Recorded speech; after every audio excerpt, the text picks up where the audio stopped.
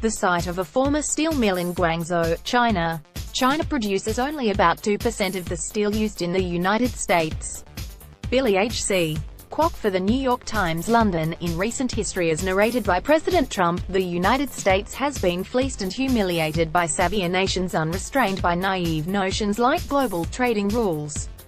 Predatory powers have exploited American weakness to steal factory jobs, sowing despair.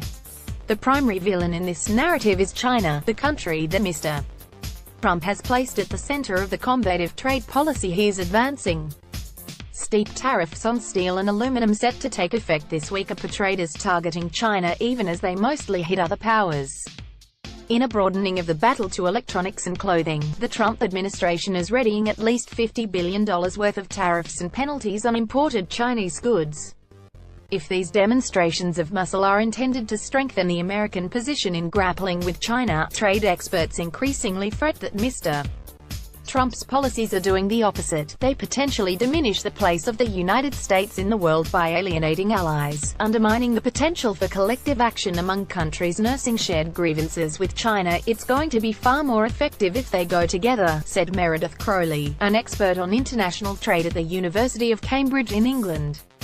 The fact that the United States is doing all of this alone, it does seem to be weakening the U.S. position. China's staggering economic development has indeed been propelled by trading practices that exploit gaps in international rules or breach them outright. The Communist Party government still subsidizes key industries, lavishes credit on state-owned companies and imposes barriers against foreign competitors. In many major economies, steelmakers are contending with a glut of low-cost product, much of it made in China. Western businesses must acquiesce to Beijing's wishes, sharing cutting-edge technology as a condition of entry to the Chinese marketplace. Frequently, the incoming technology is folded into Chinese goods that land on world markets, forcing innovators to compete against their own creations. These problems are real and persistent. None are easily solved, despite the political appeal of vows to get tough with China. President Trump with President Xi Jinping of China in Beijing last year. Most experts assume that only collective global action can pressure China to change its trade practices.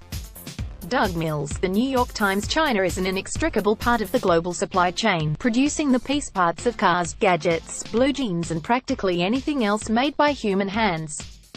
Its products, and, increasingly, its investment, are crucial components in every economy. Given this, no single country has the power to force China to reform its ways, the thinking goes.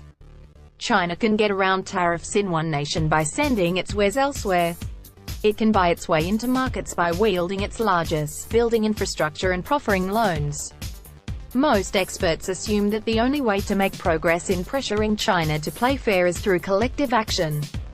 Major economies must join forces, taking cases at the World Trade Organization and harmonizing their policies. There are some grave concerns on China, who are massively subsidizing state-owned companies, the European Union Trade Minister, Cecilia Malmström, said in January, on the sidelines of the World Economic Forum in Davos, Switzerland. And there, yes, we could work with the US, yet Mr. Trump is pursuing the opposite course. In one of his first acts as president, he renounced American participation in the Trans-Pacific Partnership, a trade bloc forged by the Obama administration in part as a counter to China's rise. The pact included prohibitions on state subsidies, in what was supposed to be a template that could eventually influence China's commercial realities. Mr. Trump has also attacked the World Trade Organization, the linchpin of the global trading system and the ultimate venue for collective action, even suggesting that he might revoke American participation. In a formal statement to a congressional committee on Wednesday, a top White House trade official called the WTO wholly inadequate to deal with China's version of a state-dominated economy that rejects market principles. Mr. Trump has, at least for now, exempted Canada and Mexico from the bite of his tariffs on steel and aluminum. But that is conditional on their satisfying his demands for sweetened terms in the renegotiation of the North American Free Trade Agreement. A steel mill in Guangzhou, China, before its planned shutdown last year.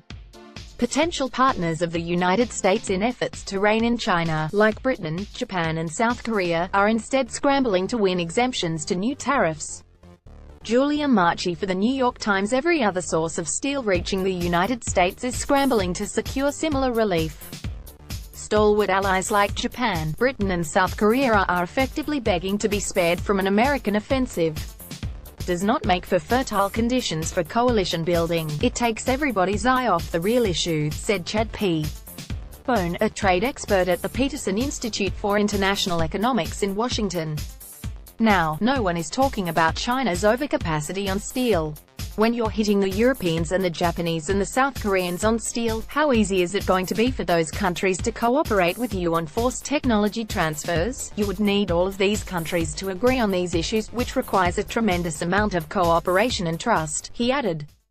And there's such a dearth of that now. Most fundamentally, Mr. Trump's decision to cite a supposed threat to American national security as justification for the steel and aluminum tariffs has prompted allies to question the reliability of their friendship with the United States.